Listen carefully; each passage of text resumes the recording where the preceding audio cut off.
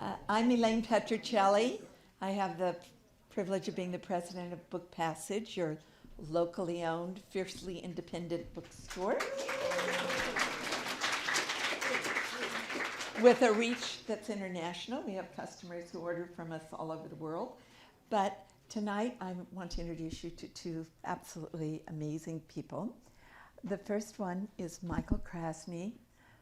Dr. Krasny is a professor at San Francisco State, and it isn't all that seldom that someone comes into Book Passage and tells me about how much Professor Krasny meant to her when he taught her at San Francisco State.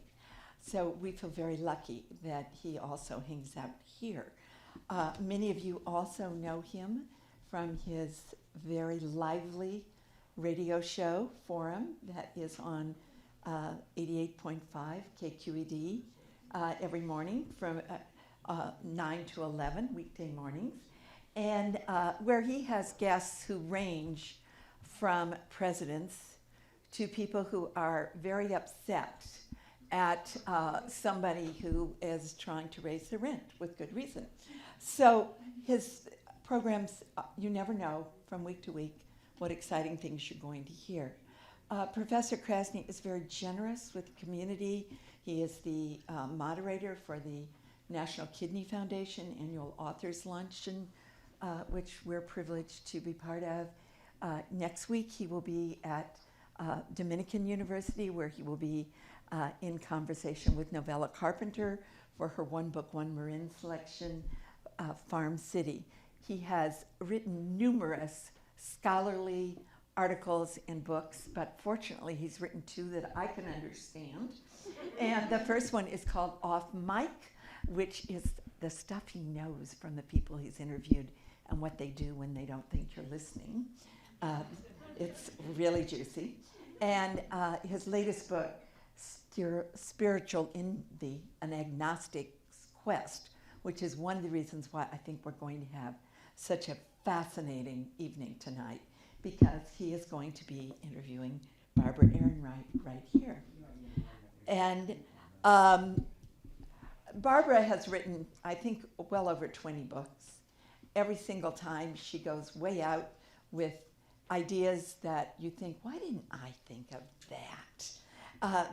I could go on and list them all, but I think most of us were not all that shocked, but very shocked when we read Nickel and Dime and saw what happened when Barbara went to work at a minimum wage jobs in several different companies who would really not like you to know what it's like there. A few years ago, she wrote Bright-Sided, How Positive Thinking is Undermining America, and boy, is that juicy. If you've ever been given a pink ribbon or a pink teddy bear and wish they'd take it back, you kind of know the themes in this book. Dancing in the Streets is a history of collective joy all the way up to our current times when we come together to really be excited about life.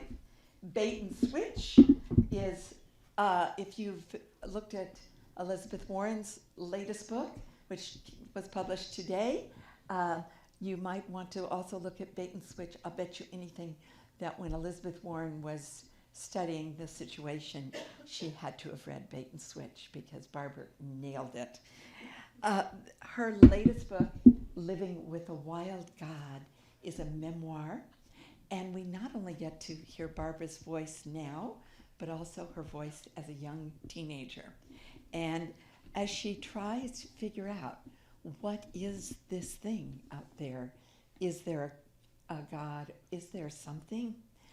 And begins to question and ask, long when she was a child, all the way to now.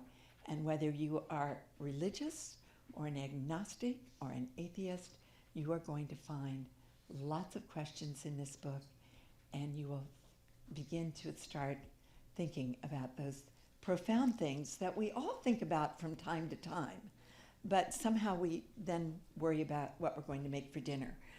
Barbara won't let you do that. I promise you, you are going to have a profound experience when you read this book. So thank you, Dr. Michael Krasny and Barbara Ehrenreich, for being here tonight.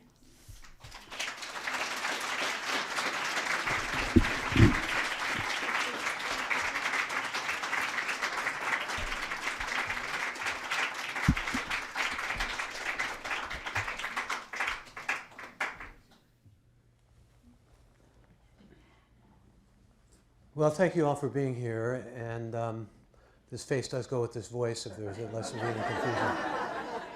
And thank you, Barbara. Good to be with you again. We're going to be together tomorrow, in fact, on Forum, so that's to plug that, and hope that it will be a lively conversation both here tonight as well as tomorrow. I'd like to begin by going sort of right to God, because it's in your title, and yet you were pretty much an atheist and still are, and yet had this mystical experience, and I want you to sort of describe what you went through in your teenage years, but it really didn't necessarily involve, nor to this day does it involve God. Nothing about God, no. I've gotten some grief about that title from some of my relatives, in fact. And my family was dogmatic atheists.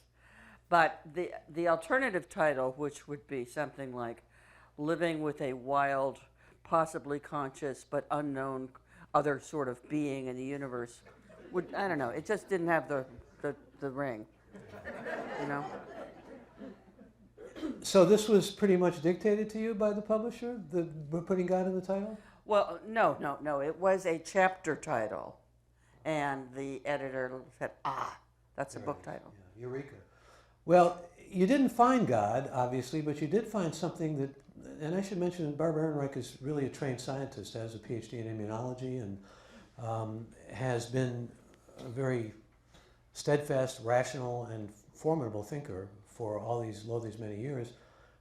This was a transfiguring experience. It was something, I suppose, of a kind of altered state, at least the way I read it, and it was something that puzzled you and that you almost felt you had to hide and keep secret because of your dogmatic atheist roots.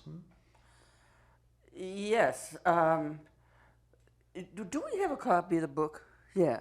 Maybe I can find, because it's easier to read this paragraph about the transformative experience.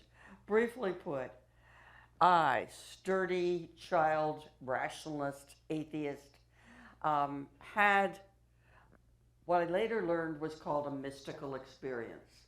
I didn't know that expression. Maybe I had more than one of them. You can judge when you read this. But I should say, unlike some people might have said, that must have been God. I'm a believer now. Not me. I spent the rest of my life, other than doing a few other things, trying to figure out what that was. Because I am, the answer, God, or it's a mystery, or it's beyond us, has never sat well with me. But there is something of the way, and I'm interested to hear what you want to read here of this experience. There is something of it that often is referred to as the numinous, or the ineffable, or the transcendent. There are words that we use that we bandy about to try to at least approximate what this kind of experience is. And it struck me that it was just something that allied you with nature, that it was almost kind of a pantheistic experience where you feel something animating everything around you, a spiritual experience. Watch it with those words. This may be a little pathological, but the word spiritual creeps me out. And I know I should be careful saying that in this geographical territory. But, I can remember years ago going to KPFA to be interviewed for something, and my interviewer spreading out all these crystals on the table between us. I said, no, I don't belong here. But you said to me before we walked in, you said, Michael Lerner's here, and I'm interested in spirituality. And you are interested in spirituality, even though the word has become promiscuously used and probably is a signifier that has maybe no meaning anymore. Michael Lerner, hi. No, I didn't say I was interested in spirituality. Did I mishear you? What? Huh? Did I mishear you? We're both hearing impaired, so we can say anything about what we okay. So, just to back up a little bit. When I was 12 years old,